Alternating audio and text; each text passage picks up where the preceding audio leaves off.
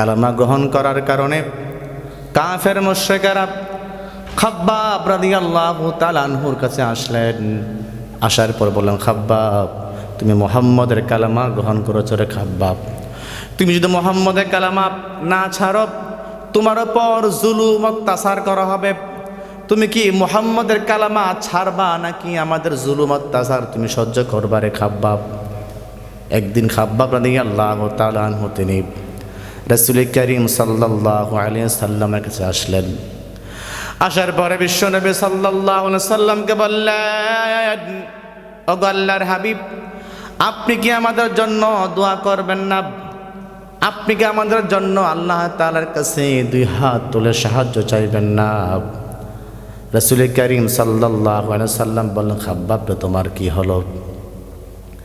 খাব্বাব রাদিয়াল্লাহু তাআলা আনহু তিনি তার গায়ের মধ্যে একটি চাদর ছিল, তিনি চাদরটা সঙ্গে সঙ্গে খুললেন।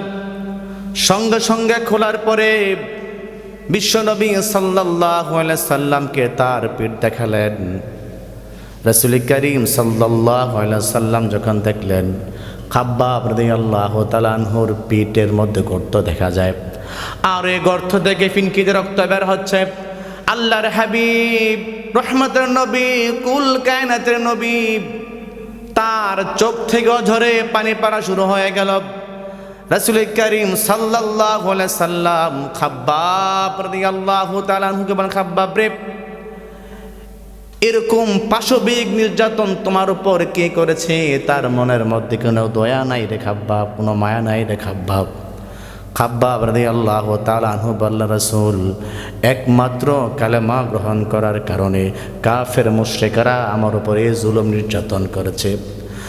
রাসূল করিম সাল্লাল্লাহু আলাইহি সাল্লাম বলেন, খাব্বাব রে, আবার আমাকে তুমি বলো, খাব্বাব তোমার উপর এমন জুলুম নির্যাতন কে করেছে? খাব্বাব রাদিয়াল্লাহু তাআলা আনহু তিনি বলেন, কালেমা গ্রহণ করার কারণে কাফের মুশরিকরা আমাকে ধরলো, আমার দুই হাত বাঁধলো এবং আমার দুই পা বাঁধার পরে তারা বলল, খাব্বাব রে, এই যে তুমি দেখতেছো উত্তপ্ত অঙ্গারেখা এই জায়গার মধ্যে জ্বলতেছে রে খাব্বাব, আগুন জ্বলতেছে, এই আগুন তোমার জন্য প্রস্তুত করা হয়েছে। তুমি যদি মুহাম্মদের কালেমা ছেড়ে দাও তোমাকে ছেড়ে দেওয়া হবে, আর তুমি যদি মুহাম্মদের কালেমা না ছাড়ো তোমাকে সে উত্তপ্ত অঙ্গারের মধ্যে শোয়াইয়া তোমাকে দুনিয়া থেকে বিদায় করা হবে। খাব্বাব রাদিয়াল্লাহু তাআলা আনহু বললেন, হে কাফের মুশরিকেরা, যেই দিন থেকে আমি খাব্বাব কালেমা গ্রহণ করেছি ওই দিন থেকে নিজের জীবনটা আল্লাহর জন্য কুরবানি করে দিয়েছি। খাব্বাব রাদিয়াল্লাহু তাআলা আনহু বলেন, হে কাফের মুশরিকেরা, জীবন দিয়ে দেব, তারপরে কালেমা ছাড়বো না। তারা কি করল?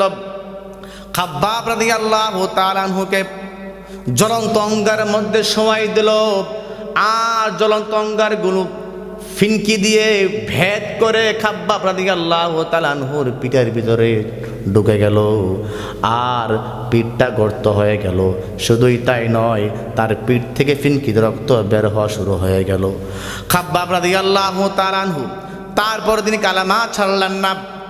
রাসূল করিম সাল্লাল্লাহু আলাইহি সাল্লাম যখন সব কিছু শুনলেন, আর রাসূলের চোখ থেকে অঝরে পানি পড়তেছে, আর খাব্বাব তার অত্যাচারের কথা রাসূলের সামনে বলতেছে, আর রাসূল কান্না করতেছে। আমার বাবারা, খাব্বাব রাদিয়াল্লাহু তাআলা আনহু বলেন, রাসূল গো, আপনি কি একটু দোয়া করবেন না? আপনি কি একটু সাহায্য করবেন না? রাসূল করিম সাল্লাল্লাহু আলাইহি সাল্লাম বলেন, খাব্বাব, আবার তুমি শোনো, দিন কবুল করার কারণে আল্লাহর এমন কিছু নেককার বান্দা ছিল অনেক বছর আগে, তাদের জন্য বুক পরিমাণ গর্ত করা হতো। বুক পরিমাণ গর্ত করার পরে তাদেরকে ওই গর্তের মধ্যে নিক্ষেপ করা হতো। নিক্ষেপ করার পরে দুই দিক থেকে লোহার করাত তাদের মাথার মধ্যে রাখতো, আর তারা সেই করাতটা তারা চালাইতো। শুধুই তাই নয়, আর করাত চালাইতে দেরি, মাথাটা দুই ভাগ হতে দেরি হতো না, আর তাদের কপাল থেকে, তাদের মাথা থেকে রক্ত বের হতো। তারপরও তারা কালেমা ছাড়ে নাই। শুধুই তাই নয়, তাদের কাছে লোহার চিরুনি ছিল। লোহার চিরুনিগুলো তারা কি করতো? আগুনের মধ্যে তারা নিক্ষেপ করে উত্তপ্ত করত, গরম করত, আর তাদের গায়ের মধ্যে যে গোস্তগুলো ছিল সে চিরুনি দিয়ে গোস্তগুলো তারা আলাদা করে ফেলে হতো। তারপরও ওই সকল মানুষগুলো দিন থেকে, ইসলাম থেকে তারা চুল পরিমাণ তারা পেছনে চলে যায় না। সুবহানাল্লাহ। খাব্বাব, অপেক্ষা করো। সানা থেকে হাজরামাত পর্যন্ত এমন একটি সময় আসবে, একজন নারী তার সৌন্দর্য নিয়ে সে একাকী সে চলাফেরা করবে, লা ইয়াখাফু ইল্লাল্লাহ। ওই সময় মানুষগুলো আল্লাহ ছাড়া কাউকে ভয় করবে না। শুধুই তাই নয়, একজন ব্যবসায়ী তার লক্ষ লক্ষ কোটি কোটি টাকা সম্পদ নিয়ে সে একাকী চলাফেরা করবে। ওই সময় আল্লাহ ছাড়া ওই মানুষগুলো কাউকে ভয় করবে না। সুবহানাল্লাহ।